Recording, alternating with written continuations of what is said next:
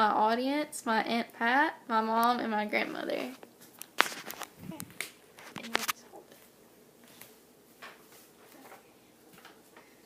Today I would like to tell you about quilting. During the summer of 2012, I made my first quilt.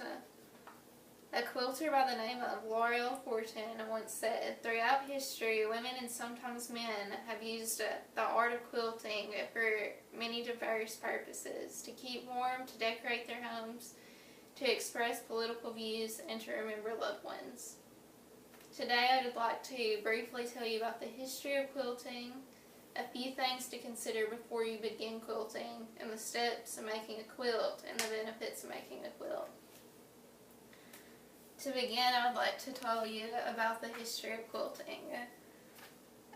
Quilting has been around in America since the 1600s, when the first colonists came.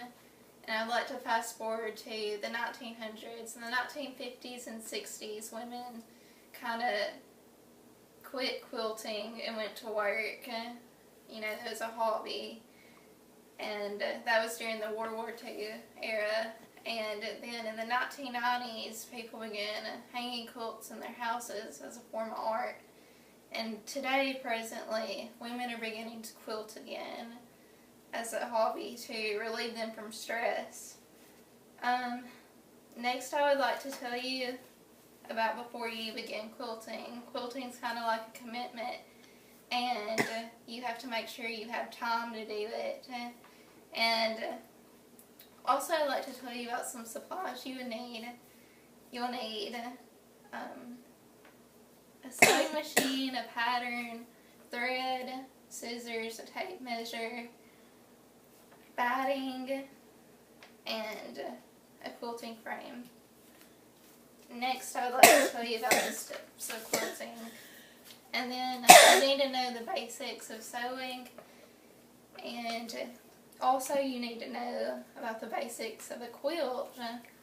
The quilt is made of 3 parts: the quilt top, the batting, and then the bottom of the quilt, which is, you can use a bed sheet or just some kind of material. Okay, so first you need to find a good pattern, and you need to cut out the pattern, and then you'll piece the pieces together. And then after you get the pieces of the quilt together, you will put that on top of the batting, and then the bottom part of the quilt, which would be like the sheet or the material. And then you will start base stitching, which is big stitches across the corners and across the middle. After you have that done, you can start quilting using a quilting frame, and you can start stitching.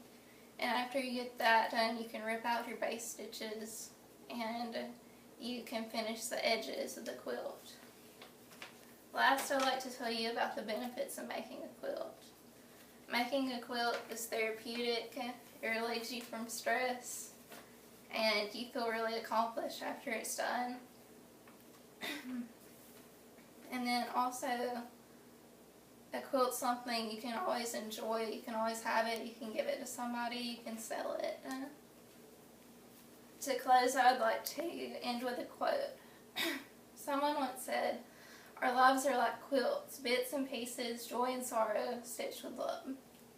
During this speech, I have told you about the history of quilting, a few things to consider before you begin quilting, the steps of quilting, and the benefits of making a quilt.